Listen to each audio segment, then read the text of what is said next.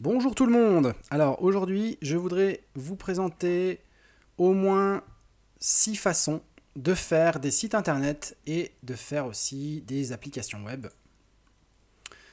Euh, donc au moins 6, vous allez voir pourquoi. En fait, il y a vraiment beaucoup de façons de faire un site internet ou une application web. Et cette vidéo, en fait, c'est pour essayer d'aider les personnes qui voudraient par exemple créer un site pour leur entreprise ou pour leur projet ou peu importe, pour les aider à choisir comment ils vont faire leur site.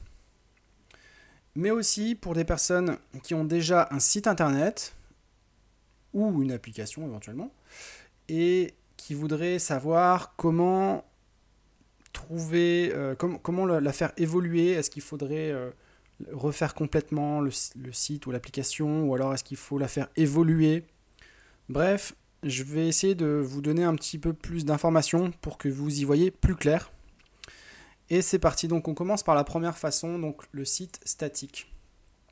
Donc le site statique, c'est la façon la plus simple de faire un site internet.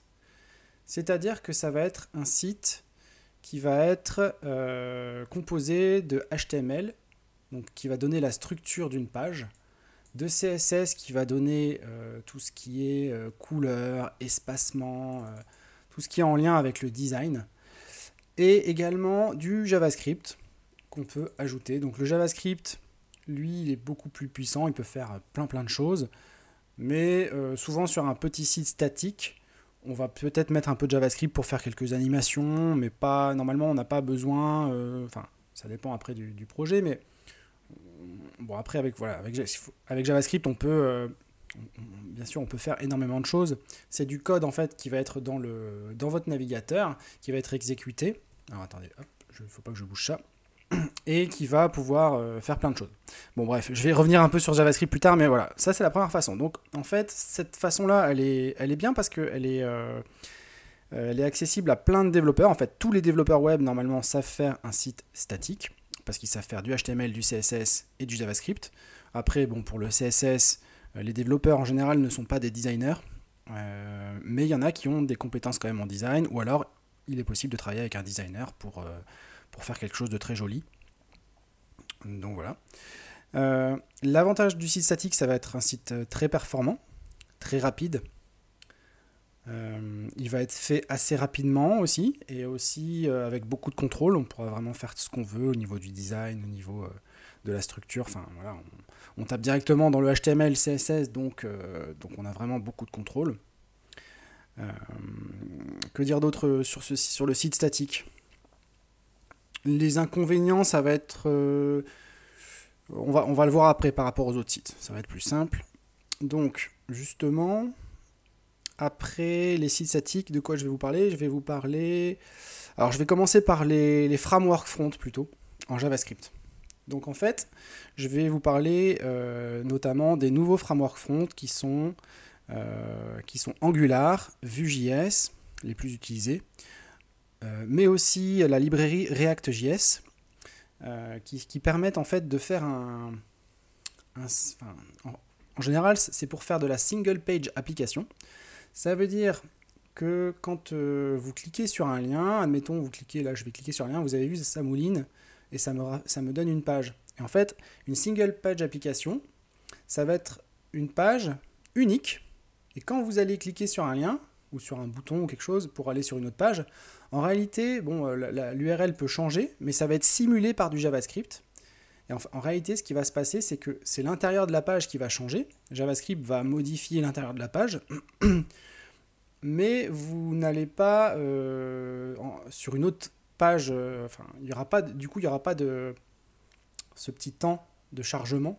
Ça sera quasiment instantané. Vous allez cliquer sur une autre page et hop, ça va s'afficher de façon quasiment instantanée. Donc c'est le gros avantage avec ces frameworks-là. Et en général, c'est pour ça qu'on les utilise.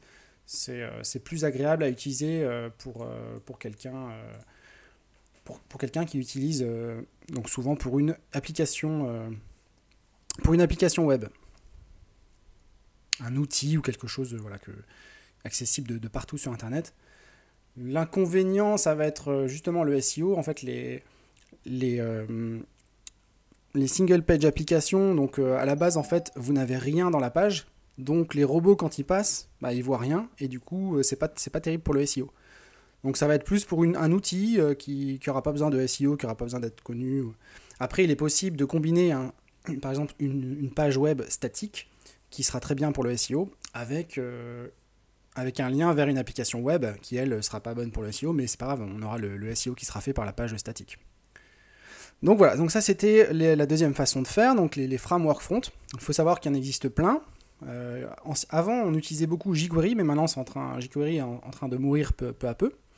Et ça va être plus donc React, Vue.js aussi qui décolle beaucoup, qui sont en train qui deviennent dominants et qui sont beaucoup mieux pour organiser le code JavaScript.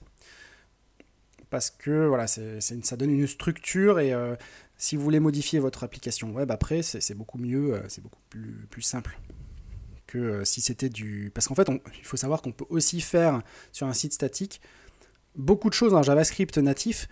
On peut tout faire, mais ça c'est théoriquement, parce qu'en réalité, quand on fait beaucoup de JavaScript en natif, ce qui va se passer, c'est qu'on va être souvent perdu si on est on va dire dans les méandres du code, et le jour où on veut faire une modification, il va falloir tout relire le code, ça va être souvent très compliqué, mal organisé, à moins qu'on soit un développeur très fort en JavaScript natif, c'est peut-être possible, mais les frameworks permettent donc de faire des choses beaucoup mieux parce que c'est beaucoup plus organisé, c'est testé par c'est des frameworks qui ont été faits par des grands groupes, genre par exemple React, ça a été fait par Facebook, donc ça a été vraiment testé et ça fonctionne bien. Et il y en existe plein, il y en a des nouveaux, par exemple je pense à Svelte.js, qui, alors lui c'est pas vraiment un framework, mais bref, c'est un peu on va dire c'est un peu dans le même genre, mais bon, il n'est pas encore très connu. Il y en a encore plein d'autres aussi, mais voilà, les plus utilisés, il faut retenir, c'est surtout Angular, peut-être un peu moins, il est en train de décliner un peu je pense, mais c'est plutôt Vue.js et surtout React.js, en tout cas dans le monde entier, Après ça dépend des régions, etc. Par exemple, je crois que dans le nord de la France, Vue.js décolle pas mal par rapport à React, mais à confirmer, c'est pas sûr, à voir sur les tendances, etc. Donc, je vais essayer de rester un peu plus global, de pas trop rentrer dans les détails quand même.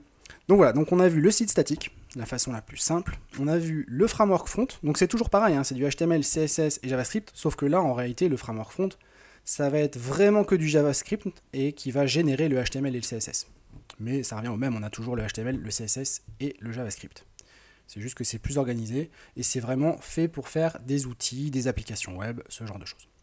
Le site statique, lui, ça va être très bien pour faire un site vitrine, un SEO, etc.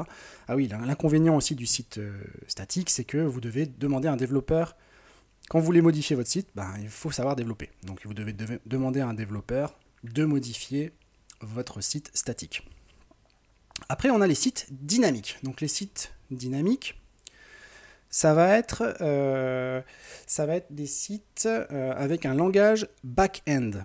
Donc en plus du HTML, du CSS et du JavaScript qui est du côté front-end, donc qui s'exécute uniquement dans votre navigateur, vous avez également la possibilité de coder dans un langage back-end. Donc ça peut être plein de langages différents, ça peut être pratiquement tous les langages peuvent le permettre, notamment Python qui marche très très bien, PHP qui est le plus utilisé.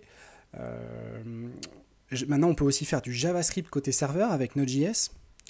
Et il y en a plein d'autres, il y a Java, il y en a vraiment plein d'autres. Donc là, je vais vous parler simplement de PHP parce que c'est souvent ce qui revient, c'est souvent ce qui est le plus utilisé, surtout pour les petites et moyennes entreprises, j'ai envie de dire. Peut-être les grosses vont plus prendre du Node.js ou du Python ou du Java aussi. Il y a beaucoup de Java pour les établissements bancaires et autres. Mais donc, l'avantage d'avoir un langage serveur, c'est que lui, en fait, il va pouvoir générer le HTML, le CSS et le JavaScript qui se retrouvera dans le navigateur. Ça veut dire qu'en fait, au lieu de coder directement votre HTML, votre CSS, on va dire votre HTML pour faire simple, au lieu de coder simplement votre HTML, là, vous codez par exemple du PHP qui va lui-même générer du HTML. Donc l'avantage de ça, c'est qu'on peut le connecter, surtout le gros avantage, c'est ça, c'est qu'on peut le connecter à une base de données. Et donc, à partir de la base de données, il va pouvoir générer des pages HTML. Et à partir de là, avec PHP par exemple, on peut très bien créer, on a beaucoup plus de possibilités donc, de création, comme on pourrait par exemple créer une interface administration qui permet de rajouter des choses dans la base de données. Et pour l'utilisateur du site, il va pouvoir donc retrouver toutes ces données via les pages générées par PHP.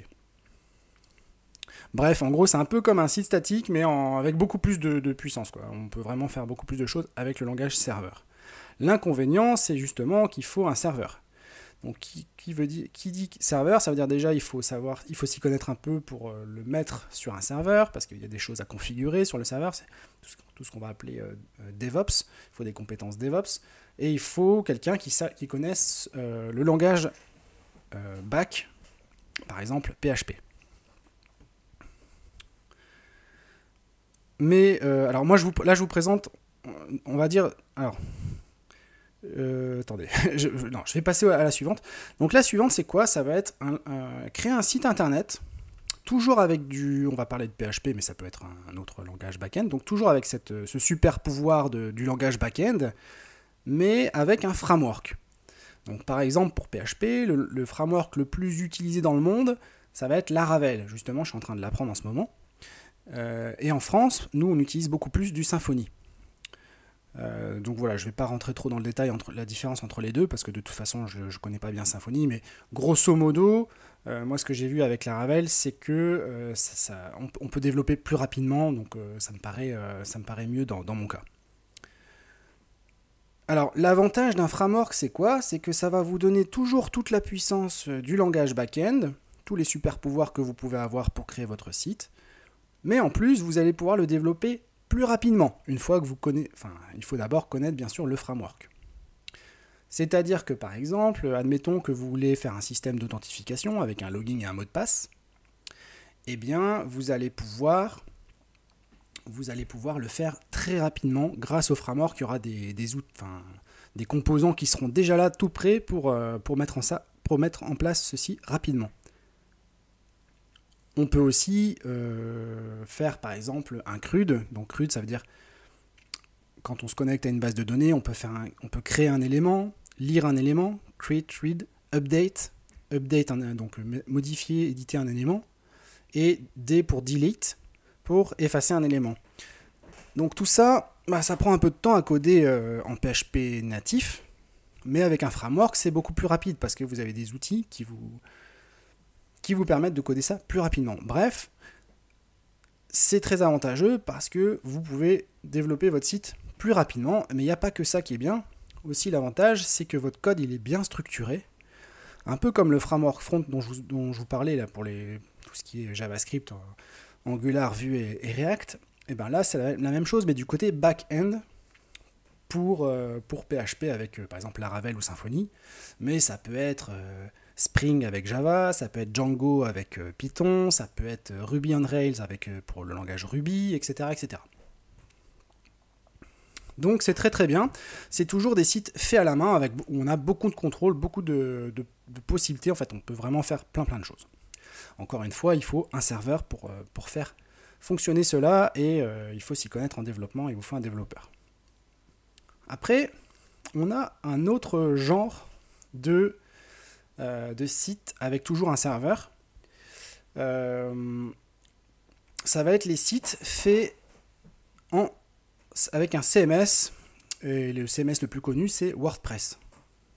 Donc là, l'avantage de ça, c'est que vous avez beaucoup moins de contrôle par rapport à un site fait en PHP natif ou en framework, mais vous avez une sorte de package qui est délivré très très rapidement. En plus, il n'y a même pas besoin de savoir coder. Vous pouvez créer un site WordPress si vous êtes un peu geek. Vous créez votre site WordPress en quelques clics. Et en plus de ça, vous avez beaucoup de jolis thèmes faits souvent par des designers. Alors, ça peut être des gratuits ou des payants. Mais du coup, vous allez pouvoir avoir un site très joli, très rapidement, et vraiment pas cher. Puisque ça sera très rapide. En fait, ça sera un package déjà tout fait.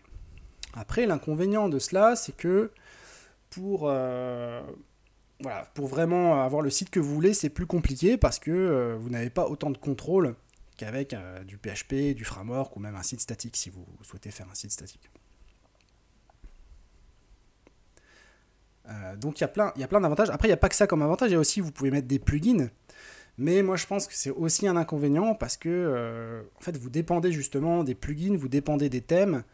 Le jour où il y a une mise à jour, ça peut provoquer des problèmes, voire cracher votre site. Moi, personnellement, j'avais essayé justement, il y a un petit moment, de créer un site en WordPress. Et je m'étais amusé à mettre des plugins, à mettre aussi WooCommerce qui permet de le transformer en e-commerce. Donc, ça marchait, etc. Puis un jour, je sais pas, il y a eu une mise à jour, quelque chose, et ça ne marchait plus, et je ne savais pas pourquoi. Et pour débugger ça, ça me semblait vraiment compliqué, je ne savais pas comment débugger ça, donc c'est quand même risqué par rapport à ça. Maintenant, vous pouvez quand même modifier, si vous souhaitez,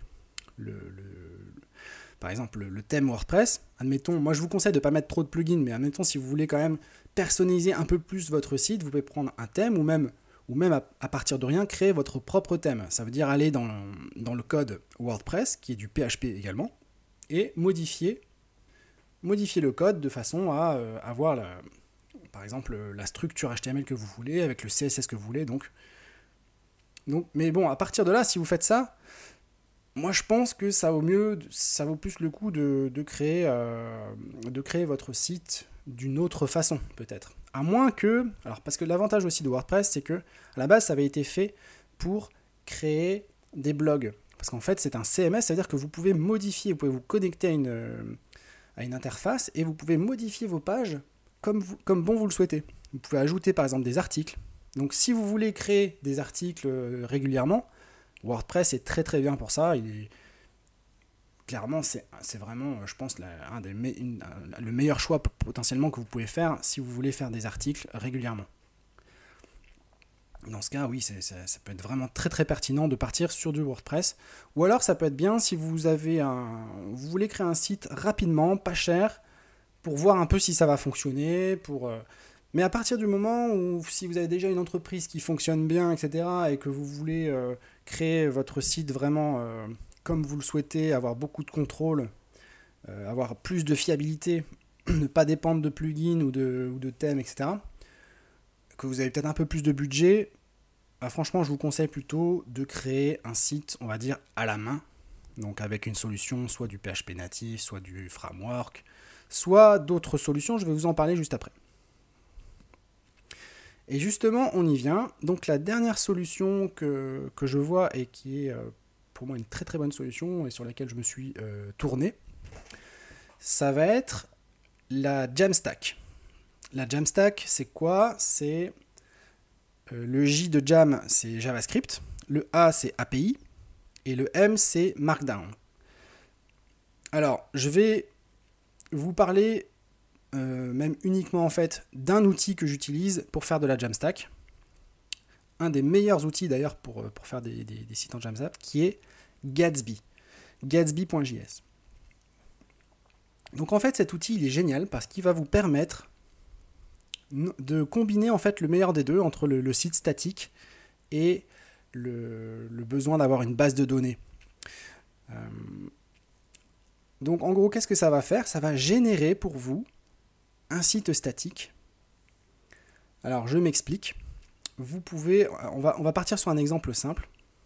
Admettons, vous avez justement, vous voulez, je sais pas, faire des articles de temps en temps ou modifier vos pages de temps en temps. C'est quand même sympa d'avoir un CMS. Eh bien, avec Gatsby, on peut le connecter en fait à un CMS. Mais en fait, on peut le connecter à n'importe quoi. On peut le connecter à une base de données. On peut le connecter à des services comme Firebase, qui est un service de base de données. Même une base de données par exemple MySQL, on peut le connecter à une API REST, on peut le connecter même à du Dropbox, vous pouvez très bien vous servir de votre Dropbox comme base de données par exemple. Bref, il y a énormément de possibilités sur Gatsby.js. Alors attendez, Gatsby, je vous montre juste le site. Vous voyez là on peut voir. On peut se connecter à plein de choses.